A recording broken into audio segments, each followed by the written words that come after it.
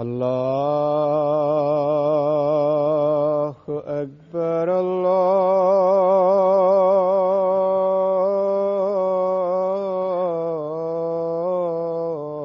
الله أكبر الله أكبر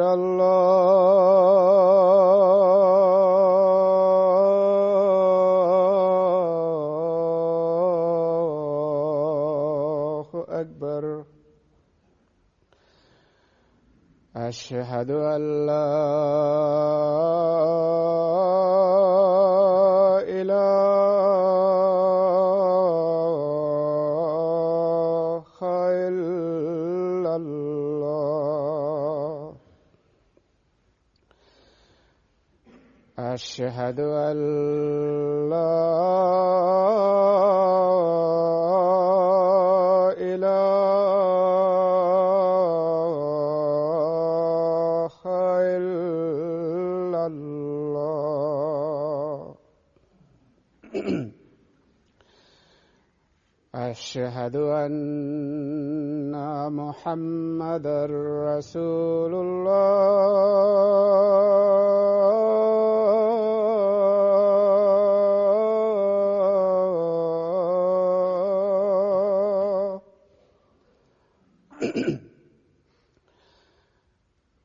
أشهد أن محمدًا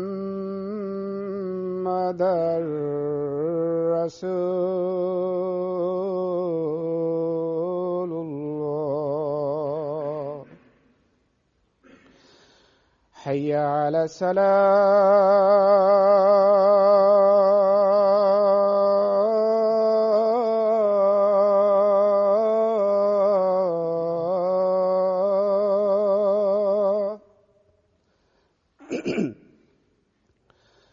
حي على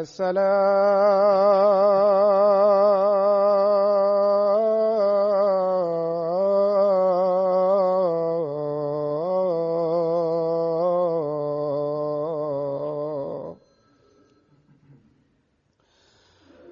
حي على الفلاح.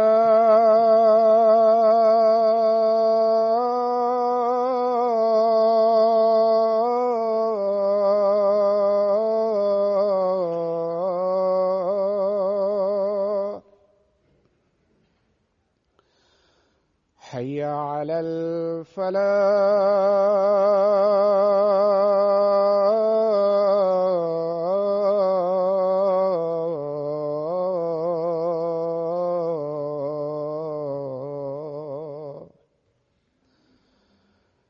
الله أكبر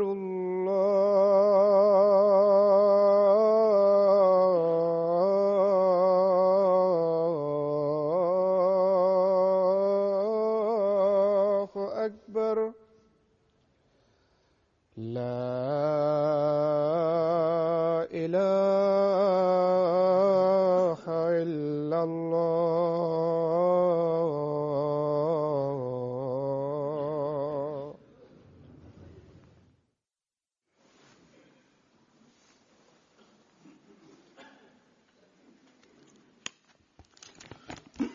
السلام عليكم ورحمة الله.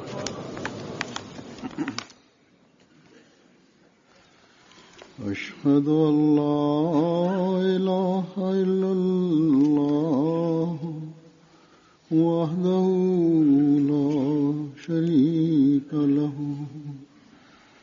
وأشهد أن محمدًا عبده ورسوله. أما بعد فأعوذ بالله من الشيطان الرجيم. بسم الله الرحمن الرحيم. الحمد لله رب العالمين.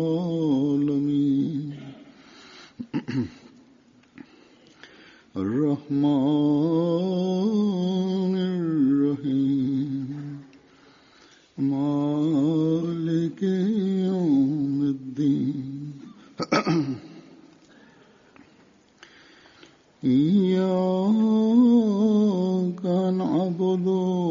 وإياك نستعين اهدنا الصراط المستقيم صراط الذين أنعمت عليهم غير المغضوب عليهم ولا الضالين.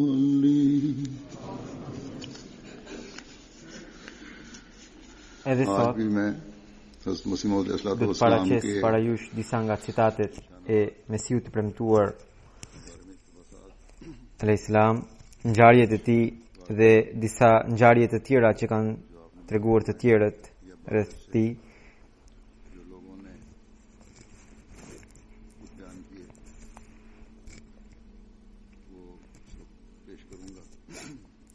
Mesiu premtuar alayhissalam thot: Zoti i Madhrishëm ka treguar kaq shumë shenja për vërtetësinë time, saqë deri më datën e sotme, pra më 16 korrik të 1906, nëse do t'i numëroja ato, mund të them duke u betuar në emër të Zotit të Madhrishëm, që ato janë më shumë se 300.000. Nëse ndokush nuk beson në betimin tim, unë jam në gjendje të jap edhe prova. Disa nga ato shenja, kur sipas premtimit të tij Zoti i Madhrishëm më ka mbrojtur nga sherri i armiqve. Disa të tjerë, sipas premtimit të tij, çdo herë më ka ndihmuar duke më plotësuar nevojat, dhe disa shenja të tjera që janë sipas premtimit të tij, fjalët e premtimit janë: unë do të poshtroje atë që dëshiron të poshtroje ty. Zoti i Madhrishëm i ka poshtruar ata që më sulmuan, dhe po ashtu ka edhe shenja të tilla që tregojnë se si në paditë ndryshme të ngritura kundër meje, sipas profecive të tij, pra të dhëna prej Zotit, mua më ka dhënë fitore Zoti i Madhrishëm. Edhe sot Zoti shfaq shenja të tilla sipas premtimit të tij që të cituar, pra unë do të poshtroj atë që dëshiron të poshtroj ty. Na vijnë lajme nga Afrika dhe nga vendet e tjera se si Allahu poshtron disa njerëz duke sjell argument për vërtetësinë e xhamatit, ndërsa aty ku shihet se ka edhe padrejtësi e nuk vjen dëshkimi, ata kur nuk duhet të harrojnë pohimin e Zotit Madhrishëm, ku ai thot: unë u jap afat, por ndëshkimi im është shumë i fortë. Pra edhe ata do të kapen nëse nuk do të heqin dorë, inshallah. Mesiu premtuar selam thot: disa shenja janë të tilla të cilat kanë lidhje me periudhën time të caktimit prej Zotit, kanë lidhje me periudhën time të ardhjes prej Zotit, sepse që kur është krijuar bota, një periudhë kaq e gjatë kohore nuk i është dhënë ndonjë gënjeshtari. Kurse disa shenja përbëhet për shkak të gjendjes së kësaj epoke, domethënë vetë koha kërkon të vini imam. Dhe disa shenja të tjera përbohen nga lutjet e mia që kam bërë për shokët e mi, dhe ato lutje janë planuar. Dhe ka edhe shenja që përbohen nga ndikimi i mallkimeve të mia mbi armiqtë e likt. Dhe disa shenja të tjera janë të tilla që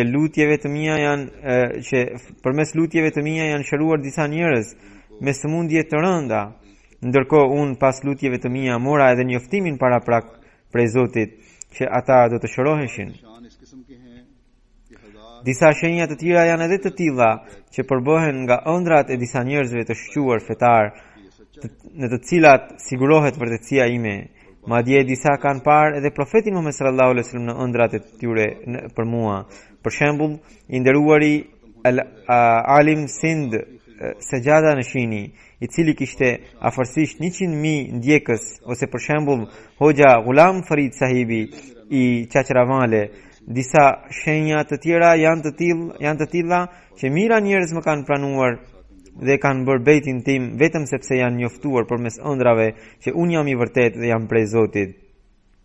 Ndërsa disa të tjerë kanë bërë bejtin tim sepse kanë parë profetin Muhammed sallallahu alaihi wasallam në ëndër i cili i njoftoi që bota i është afruar fundit të saj, dhe profeti vërtetoi rreth meje duke thënë se ai është kalifi i fundit i Allahut dhe është Mesihu i premtuar. Ka edhe shenja që disa njerëz të moqëm para se të lindja unë, ose para se të arrija moshën e rinis, kanë parashikuar, duke përmendur edhe emrin tim që ai do të jetë Mesihu i premtuar, siç ishin Nematullah Wali dhe Mia Gulab Shahu nga Jamalpuri i qytetit Ludhiana. Para se të lexoj një citat tjetër, dua të shtoje si një Ahmedian, Sahibzada Sirajul Haq Numani sahibi, i cili kishte treguar vllait të vet për Mesihun e premtuar. Ndërkohë vllai i tij ishte një dervish. Ai e pyeti duke i thënë: "Unë mundsoj komunikim me të vdekurit. Po Mirza sahibi juaj a bën një gjë të tillë?" Kur Mesihu të premtuar Islami ishte bërë kjo pyetje, ai që e përgjigjur: "Komunikimi me të vdekurit është një çështje e kotë. Ai që komunikon me Zotin e gjallë përfiton nga shpallja e freskët prej tij, dhe për këtë jo mira, por ka qindra mira prova. Çfarë i duhet që të kërkohet të vdekurit e të komunikojë me ta? Tek e fundit, çfarë dëshmie ka që dikush të mund të ketë folur me ndonjë të vdekur të caktuar, kurse në rastin tim ka qindra e mira prova. Çdo njeri, çdo i ndihmë, çdo qindark që më vjen përbën provë të madhe të ndihmës së Zotit, sepse Zoti para shumë kohësh më kishte premtuar duke thënë: "Ya'tuna min kulli fajjin 'amiq wa ya'tika min kulli fajjin 'amiq." Domethënë do të vinë kaq shumë njerëz sa që rrugët do të bëhen me gropa nga vërshimi i madh i njerëzve. Ky premtim më ishte bërë në atë kohë kur askush nuk më njihte, por me çfarë madhështie po përmbushet sot kjo profeci? A keni ndonjë shembull të tillë? Kështu që çfarë na duhet neve të komunikojmë me të vdekurit duke lënë Zotin e gjallë? Në një vend tjetër Mesihu premtuar Islam thot: "Më dëgjoni se po ju them të vërtetën. Mos shpërfillni shenjat e Zotit të Madhrishëm dhe mos i nënçmoni ato, sepse kjo është shenjë humbjeje dhe Zoti nuk e pëlqen këtë. Jo më larg se pak ditë që keni parë se si Lekram vdiq sipas një shenje madhështore të Zotit të lartësuar. Qindra mira njerëz janë dëshmitar të profecisë që kisha bërë për të, dhe të cilën vet Lekrami e kishte shquar. Ai kudo që shkonte e përhapte duke thënë se vetë më kishte kërkuar një shenjë të tillë, pra ai vetë më kishte kërkuar një shenjë të tillë për t'i treguar botës se Islami nëse është një fe e vërtet apo e rreme. Përfundimisht ai vetë me vdekjen e tij u bë dëshmitar i vërtetësisë së Islamit dhe i vërtetësisë sime. Përgënjështrimi i kësaj shenje dhe mos përfillja ndaj saj nuk është veç se padrejtësi dhe mizori e madhe. Ai që e mohon edhe një shenjë kaq të hapur, s'mund të jetë veç se një lekram i dytë.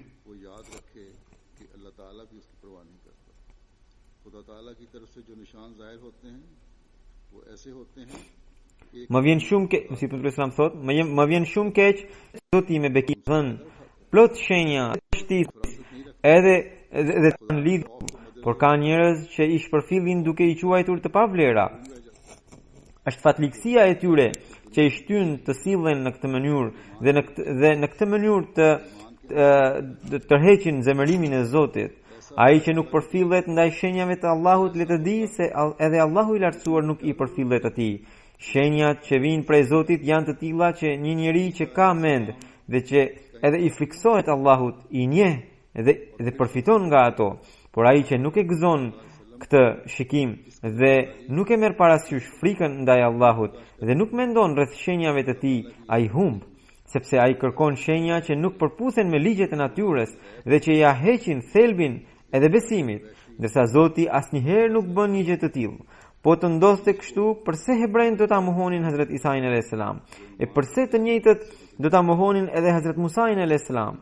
Dhe mbi të gjithë, pse profeti Muhammed sallallahu alaihi wasallam përse profetit Muhammed sallallahu alaihi wasallam ishte dashur të përballonte kaq shumë vështirësi? Nuk është fare praktika e Zotit që ai të shfaq shenja të tilla që t'i humbet fare vlera e besimit në të padukshmën. Një naiv, arrogant dhe që nuk e njeh praktikën e Zotit edhe mund të quajë mrekulli diçka që del jashtë rrethit të besimit në të padukshmën, por Zoti i Madhërisëm kur nuk e bën një gjë të tillë. Zoti i Madhërisëm nuk la ndonjë gjë të mangët për xhamatin ton në këtë sferë, që ndonjë antar të ndihet në ngushticë. Gjithë ata që kanë hyrë në xhamat, nuk ka asnjëri ndër ta që mund të pohojë se nuk ka parë ndonjë shenjë. Domethënë çdo kush që hyn në xhamat, shikonte ndonjë shenjë dhe pastaj bënte bejtin. Kjo ndodh sot. Edhe Ahmedianët e lindur duhet të lexojnë historitë e pasardhësve të tyre, librat e Mesihut premtuar alayhis salam në mënyrë që të mbajnë gjallë lidhjen e tyre me Zotin e Madhërisëm. Mesihi premtuar alayhis salam vijon, lexoni librin tim Brahine Ahmedia dhe thelloheni në të.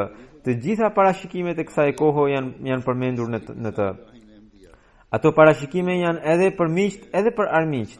Tani, a mund të kisha fuqi unë si njeri të bëja profeci të mëdha 30 vjet përpara, ndërkohë nuk ekzistonte as emri i xhamatit tim, as nuk mund të thuhet të jetoja kaq gjatë dhe pastaj ato profeci jo një, por të gjitha edhe të përmbusheshin. Libri im Brahine Ahmedia gjendet në shumë shtëpi edhe të Ahmedianëve, edhe të krishterëve, edhe të arjeve, madje edhe të zyrtarëve të qeverisë. Nëse i keni frikë Allahut dhe jeni në kërkim të së vërtetës, atëherë më gjykoni të paktën vetëm me shenja që janë përmendur në librin Brahine Ahmedia. Shikoni se bëhet fjalë për atë kohë kur askush nuk më njihte e askush nuk vinte këtu. Nuk kisha asnjë njeri në atë kohë më ishte dhënë parashikimi për këtë xhamat që gjendet sot këtu. Po të ishte e hamensuar apo e sajuar ajo profeci, si mund të gjende një xhamat kaq i madh sot këtu? Ai që nuk njihe as në fshatin e vet të Kadianit, për të cilin në librin Brahine Ahmedia ishte bërë premtimi, fahana an tu'ana wa tu'rafu bayna an-nas. Ka ardhur koha që të jepet ndihma e të shquhesh midis njerëzve.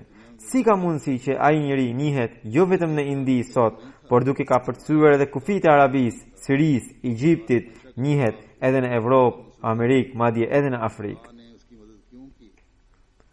Vetëm para pak ditësh u organizua program 3 ditor nga Kadiani për botën arabe, e cila bori një jehon të madhe në vendet arabe.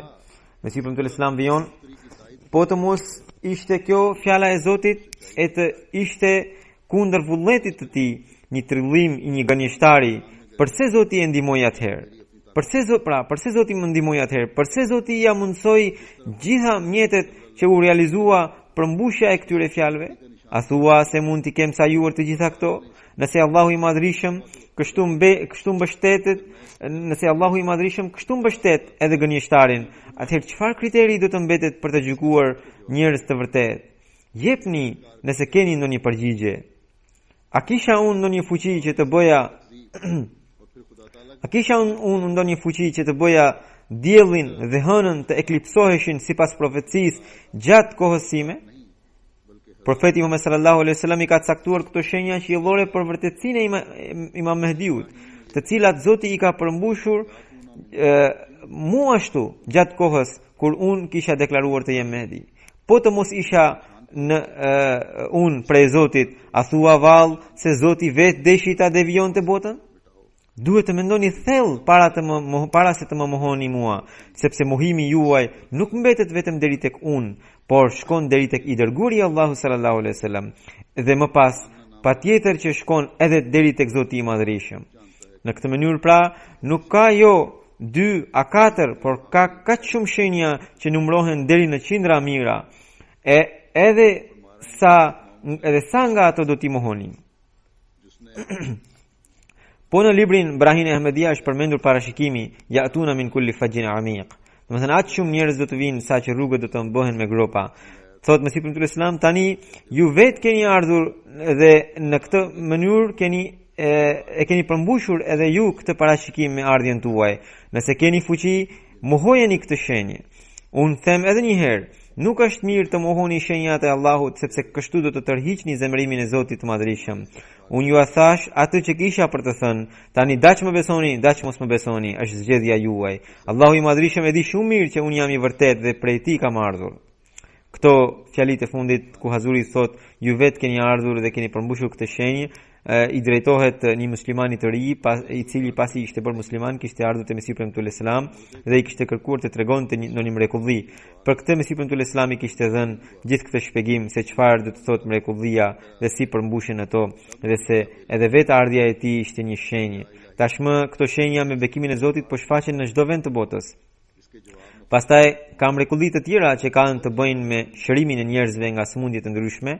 Mesihi premtuar selam thot, Abdurrahman Khani, djali i Sardar Nawab Muhammad Ali Khan sahibit, që është një njeri i shuar i qytetit Malerkotla, ishte smur rënd, aq sa nuk shihe ndonjë shenjë shpëtimi, ishte thuajse i vdekur. Në atë kohë jam lutur për të dhe unë njoftova që është një caktim mubrem, domethënë një caktim i pa evitueshëm. Atëherë ju luta Zotit të Madhërisëm, o Zot, dua të bëhem ndërmjetës për të. Zoti mu përgjigj më tha, duke mu përgjigjur më tha, "Man dhal ladhi yashfa'u 'indahu illa bi'idhni." Kush mund të guxojë të bëhet ndërmjetës te Zoti pa lejen e tij? Atëherë unë heshta, më pas pa u vonuar me erdhi shpallja e Zotit, innaka antal majaz. Ty të jepet leje për të bërë ndërmjetësimin. Atëherë fillova të lutesha me shumë përulësie me të qara dhe Zoti ma dëgjoi lutjen dhe djali u shërua. Kjo ishte njësoj sikur të ishte ringjallur prej varrit. Ai ishte dobësuar kaq shumë sa që u desh kohë të merrte veten. Në një vend tjetër, Mesihi premtuar selam thot, djalit tim Bashir Ahmedit ishin dëmtuar syt kaq keq nga një sëmundje sa që me asnjë ilaç nuk shërohe. Kishte rrezik të humbte shikimin. Kur problemi ju përkeqësua skajshëm, ju luta Zotit dhe mora shpalljen. Baraka tifli Bashiri, domethënë timbir Bashirit i erdhi shikimi. Të njëjtën ditë ose një ditë pas kësaj shpalljeje, ai u shërua. Afërsisht 100 njerëz janë dëshmitar të kësaj ngjarjeje. Përveç kësaj ka edhe shenja ku shohim se si u shkatruan armiqtë e Mesihut premtuar selam. Mesihi premtuar selam thot, shenja e 71 që kam përmendur në shfaqjen 62 të librit Sirul Khilafa është që isha lutur që kundërshtarët e mi të prekeshin nga murtaja. Bëhet fjalë për ata kundërshtarë që nuk e kishin udhëzimin në fatin e tyre. Pas kësaj lutjeje ra murtaja në vend dhe shumë nga armiqtë e përbetuar u larguan nga kjo botë. Ajo lutje ishte kjo: O Zoti im, kape atë që është armik i rrugës së drejtë dhe i punës së drejtë dhe i cili shkakton trazime, shkatroje atë me murtajen. Janë vargjet në gjuhën arabe, po i lexoj përkthime. Shqetësimet mi largo o Zoti im dhe më liro nga brengat. O Zoti bujar, asgjësoje armikun tim dhe shkatroje atë. E pastaj në librin Ejaze Ahmedi është përmendur kjo si profeci. Pra gjitha këto janë vargjet në gjuhën arabe.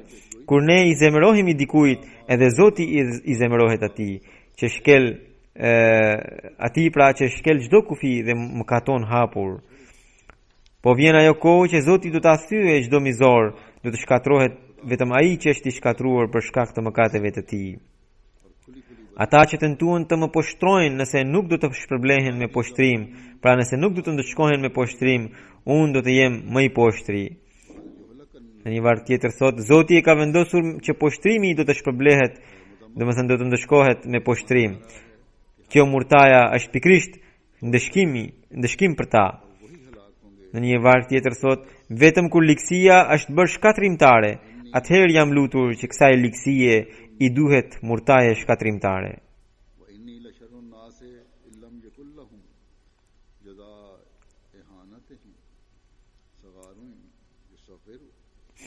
Më pas, mora shpalljen në gjuhën perse, në të cilën Zoti thot, ti u shkretove shtëpit shumë armiqve. Kjo shpallje u botua në gazetat Al-Hakam dhe në Al-Badr, dhe lutjet e lartë përmendura, të cilat i kanë bërë pas hidhërimeve të skajshme të marra prej armiqve, u pranuan nga Zoti, dhe sipas parashikimeve, ndëshkimi i murtajes ura si zjarr dhe mira prej atyre që më mohuan dhe më përbuznin u katandisen. Këtu si shembull do të përmend vetëm disa prej tyre. Më së pari, i denjë për të përmendur është Hoxha Rasul Baba, banuesi Amritserit, i cili kishte shkruar një libër kundër meje. ku kishte përdorur një gjuhë të hidhët duke dashur jetën e përkohshme dhe thuri gënjeshtra të shumta në të. Më në fund, sipas premtimit të Zotit, vdiq nga murtaja. Më pas erdhi Muhammed Bakshi, zëvendës komisar i qytetit Batala, i cili u ndërmor të armiqësohe me mua e të më lëndonte. Por më në fund vdiq edhe ai vdiq nga murtaja. Pas tij u ngrit një tjetër njeri i quajtur Chirag Din, banuesi i Xhemus, i cili madje kishte deklaruar të ishte edhe profet. Ai më quajti Dejjal dhe thoshte se Hazrat Isai në ëndër i pas kishte dhënë një shkop që ai ta vriste Dejjalin me të. Edhe ai, sipas asaj profecisë sime që kam shkruar posaçërisht për të në broshurën time Dafi'ul Bala wa Miyaru Ahli Istifa, broshura në fjalë me këtë profeci u botua gjatë jetës së tij, më 4 prill 1906, bashkë me të 2 djemt e tij, ai vdiq nga murtaja. Ku shkoi vallë shkopi i Isait të tij, me të cilin pretendonte të më vriste mua? Ku ka shkuar shpallja e tij në të cilën pretendonte se është prej të dërguarve? Shumica e njerëzve, para se të pastrojnë veten e tyre, fjalët e nefsit të tyre i quajnë shpallje. Prandaj ata vdesin në mënyrë poshtruese. Përveç këtyre, kishin edhe shumë të tjerë të cilët kishin kaluar çdo kufi për të më lënduar e për të më fyer, dhe që nuk i friksoheshin zemrimit të Zotit. Puna e tyre e përditshme ishte vetëm nënçmimi, shpotitje dhe sharje, por më në fund u prekën nga murtaja.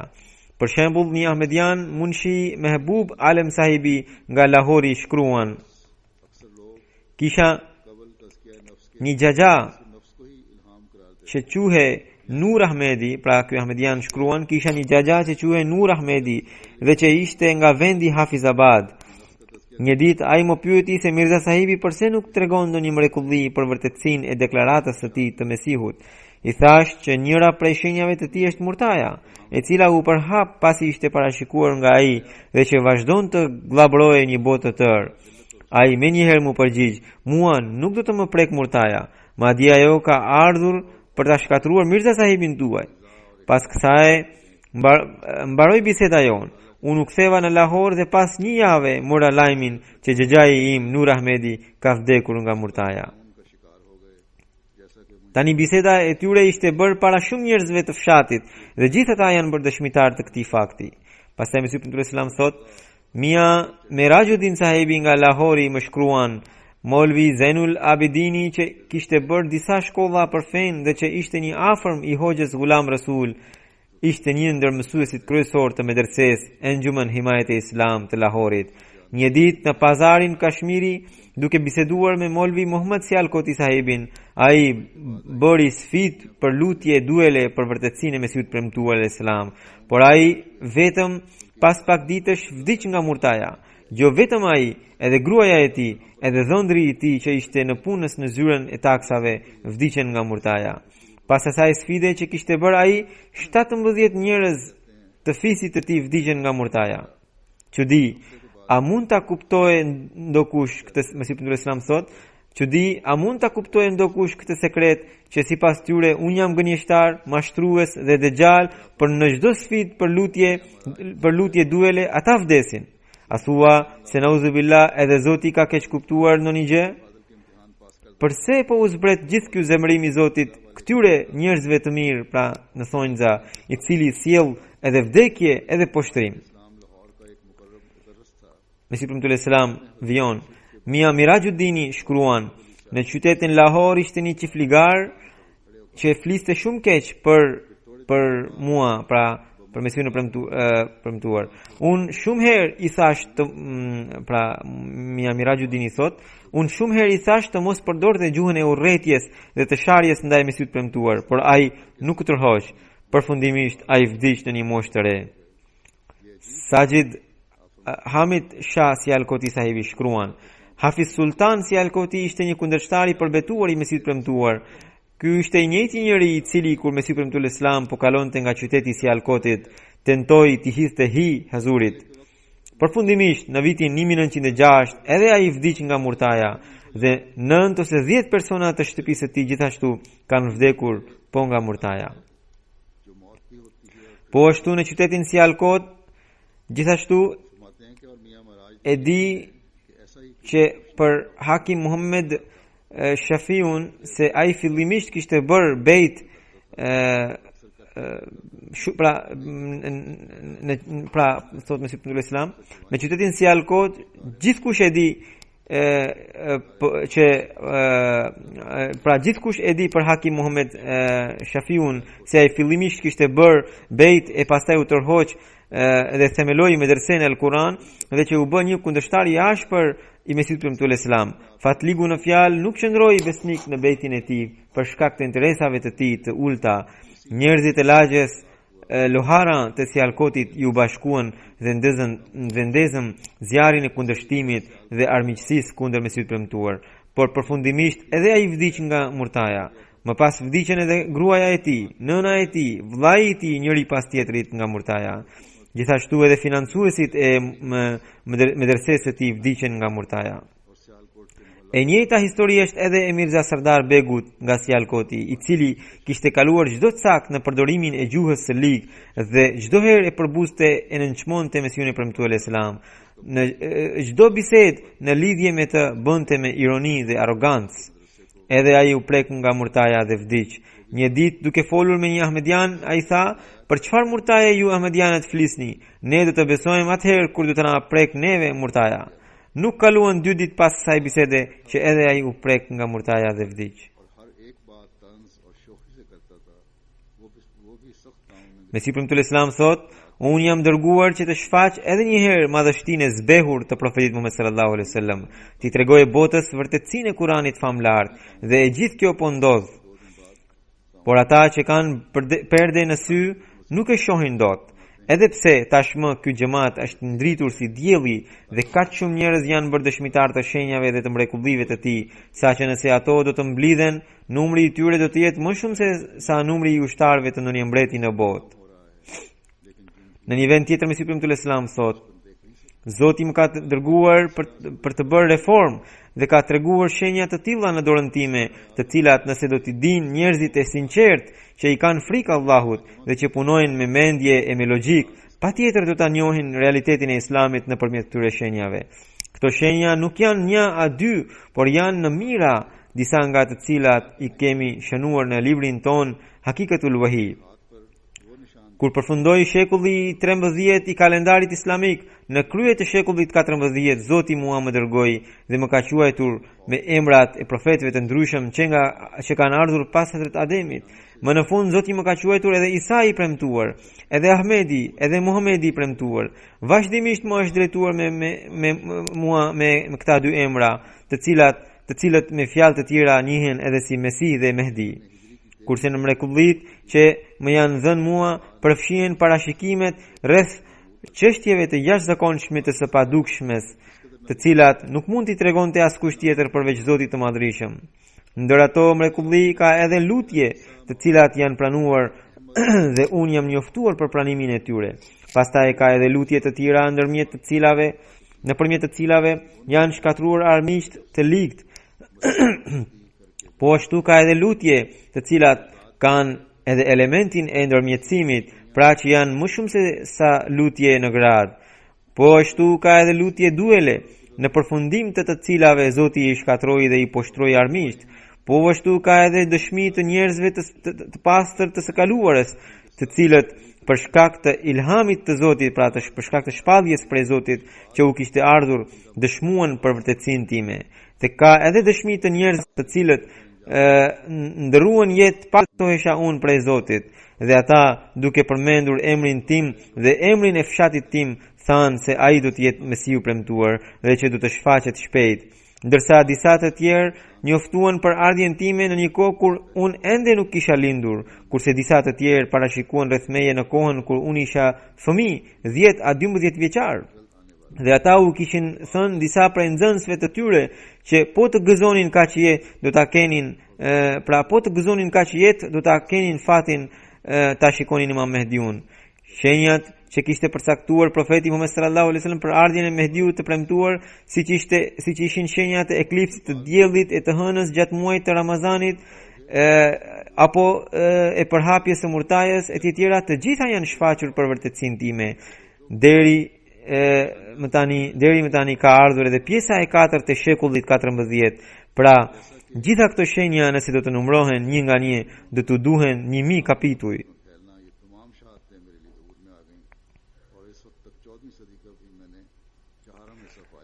Ky është citati pra që ishte marrë nga libri i tij Cheshme Marifat, dhe ajo e para ishte nga libri i tij Hakikatul Wahi. Në këto citate kemi parë se si Mesihu premtuar Islam tregon fundin e kundërshtarëve të tij dhe tregon se si shenjat rreth tyre janë përmbushur, dhe ishin edhe shenjat e përmbushjes së lutjeve të tij. Tani unë do të paraqes disa ngjarje të tjera të cilat sahabët e Mesihut premtuar Islam tregojnë. Isha afërsisht 12 vjeç kur xhaxhai im dhe djali i xhaxhait tim kishin bërë bejt dhe kishin pranuar xhamati Mesihun premtuar Islam. Gjatë asaj periudhe unë as nuk e kisha parë Mesihun premtuar Islam, as fotografinë e tij nuk e kisha parë ndonjëherë. Dhe në ato ditë pash në ëndër që unë nuk kisha asnjë fuqi në trupin tim, përveç se kisha fuqinë e të menduarit e të pamurit. Edhe para meje erdhi një njeri i shenjtë, i cili ishte jashtëzakonisht i bukur, edhe pas tij qëndronte edhe një njeri tjetër, i cili gjithashtu duke i shenjtë, por unë i shikoja vetëm këmbët e tij. Dhe gjatë asaj ëndre më është thënë mua që ky njeri që qëndronte para meje ishte Mirza Sahibi, pra Mesihu premtuar Islam, ndërsa mbrapa tij qëndronte profeti Muhammed sallallahu alaihi wasallam. Në mëngjes kur i kërkova komentimin e kësaj ëndre prej një njeriu, më tha që përmes Mesihut premtuar Islam ti do ta gjesh gjurmët e Muhamedit sallallahu alaihi wasallam.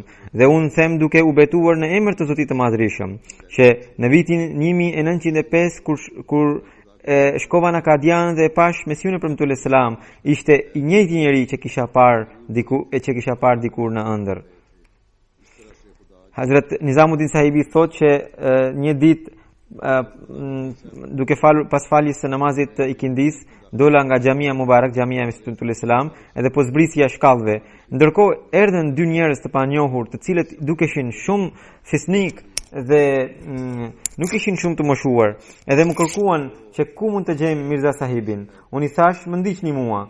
Edhe unë fillova të ngjitesha shkallëve, mirë po ata më ndaluan dhe më thanë se jo, ju kaloni më të zbulojmë se kush është Mirza Sahibi. Ndërkohë, pra ata kaluan para dhe unë mbrapa, edhe unë gjitën shkallëve, ndërkohë lart Mesihu premtuar Islam ishte ulur me shokët e tij, edhe ai ishte në një gjendje krejtësisht le të themi formale, sepse kishte hequr edhe çalmën e tij edhe kishte lënë në dysheme. Pra ishte si njëri i thjesht. Mirë po ata njerëz kur i afruan dhe shkuan direkt tek Mirza Sahibi dhe e pyetën: "A jeni ju Ghulam Ahmedi?" Ai Mesihu premtuar Islam tha po. Dhe pastaj pyetën: "A keni deklaruar se jeni Mesih i premtuar?" Ai tha po. Atëherë ata thanë se pranojeni selamin e profetit Muhammed sallallahu alaihi wasallam nga ana jon, sepse njëri prej tyre tha se unë ju kam parë në ëndër ju, dhe ndërkohë profeti Muhammed sallallahu alaihi wasallam kishte vënë dorën e tij mbi shpatullën tuaj të djathtë. Edhe më tha mua që ky është Imam Mehdiu, ky është Mesihu premtuar Islam. Edhe në këtë mënyrë gjithë e dëshmuan vërtetësinë e Mesihut premtuar Islam, edhe ata dy pra njerëz atë ditë edhe bën bejt edhe u antarësuan në xhamatin musliman Ahmedia.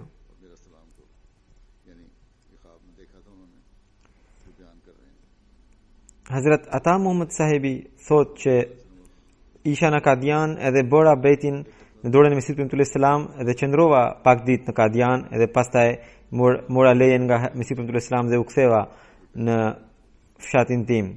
Pas disa ditësh një Ahmedian më tregoi që Mesihu premtuar Islam është gjithashtu Muhamedi sallallahu alaihi wasallam, pra shëmbëltyra e tij. Edhe unë rash në mendime edhe mendova se vallë si ka mundësi që Mirza Sahibi të jetë edhe Muhamedi. Dhe ndërkohë kur isha në këto mendime, një natë pash në ëndër që një engjëll zbret prej qiellit, edhe aty në tokë ishte Mesihu premtuar selam, edhe më pyet engjëlli se kush është ky? Unë i them, ky është Mirza Sahibi. Edhe pastaj zbret drita e Muhamedit sallallahu alaihi wasallam.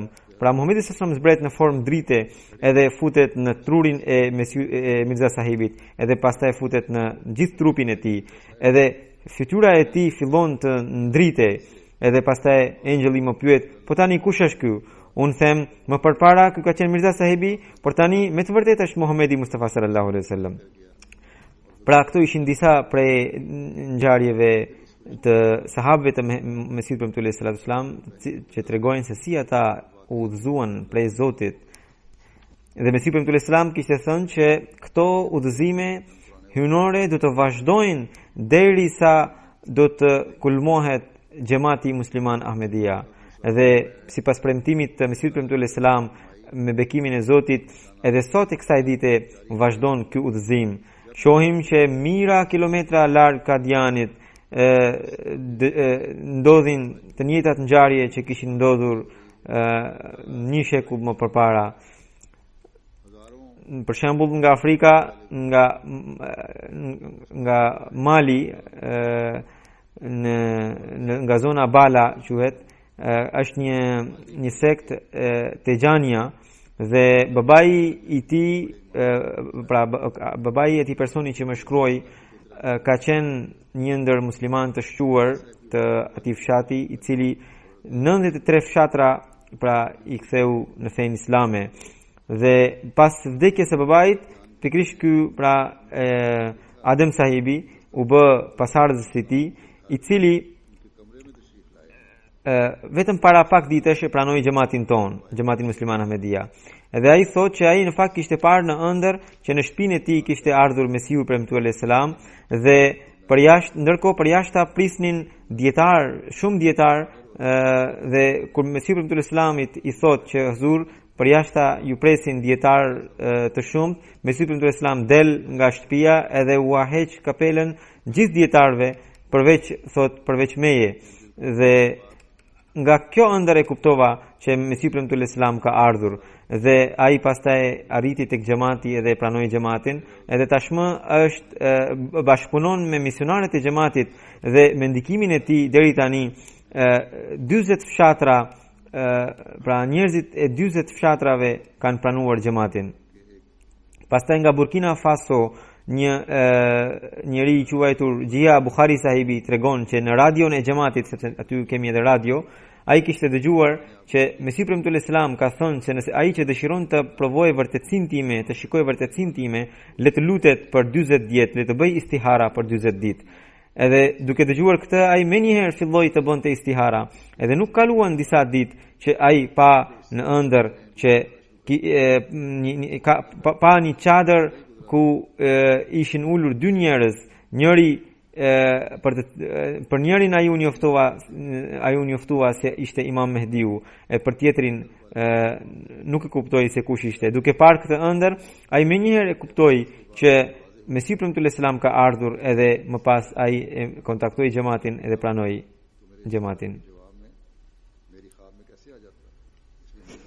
Nga Egjipti një zonjë më shkruan duke thënë: Zoti më ka dhënë shumë aftësi dhe unë ju kam parë në ëndër juve edhe Mesihun e premtuar selam para se të dija se në botë ekzistonte ndonjë kalif i kohës.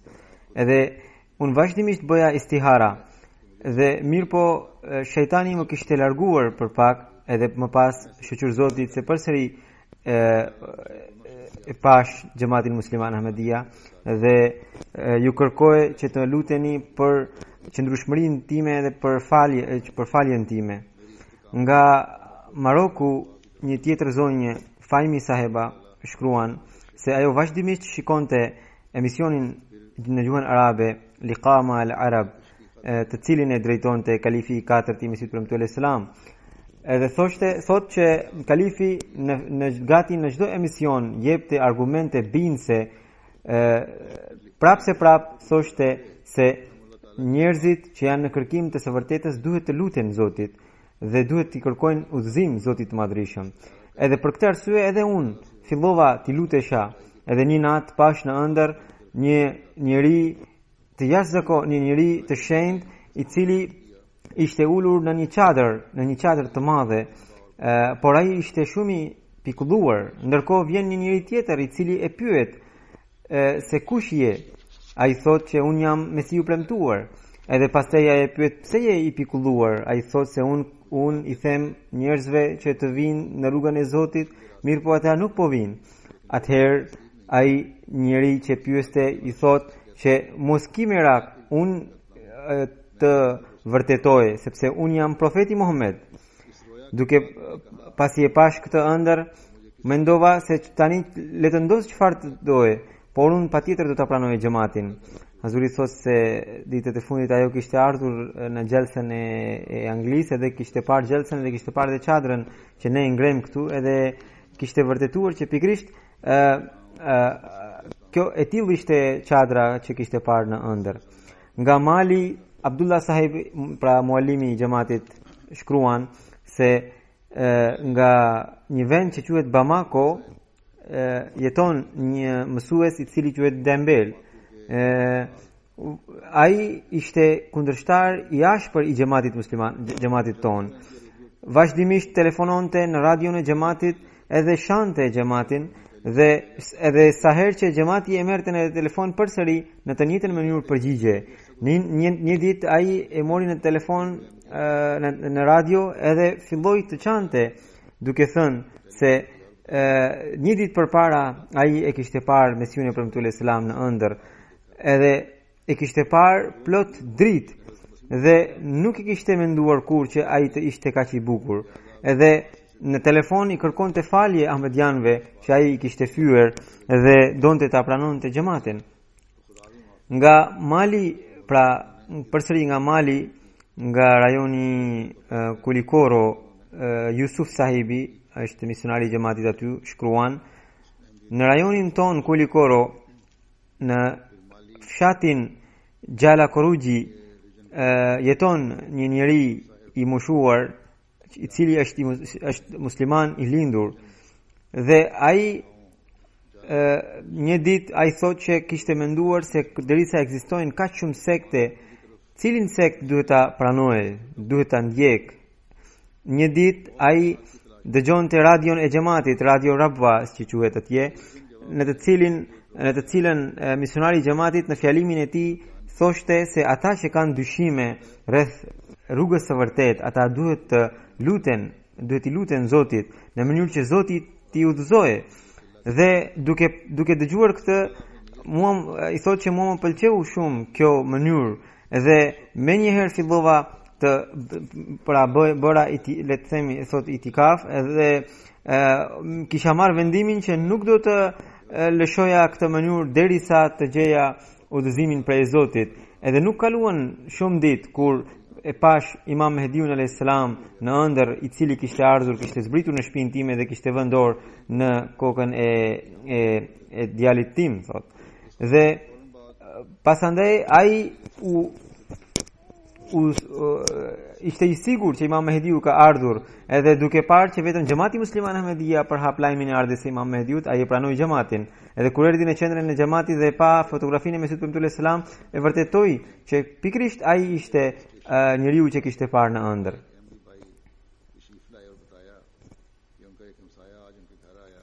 Pastaj prap nga Mali, misionari ynë Bilal Sahibi shkruan që një ditë një ahmedian ka ardhur në radion ton edhe tregoi që një komshiu i tij i kishte ardhur edhe filloi dhe çante me lot, duke treguar se ai ishte kundërshtari i ashpër i xhamatit.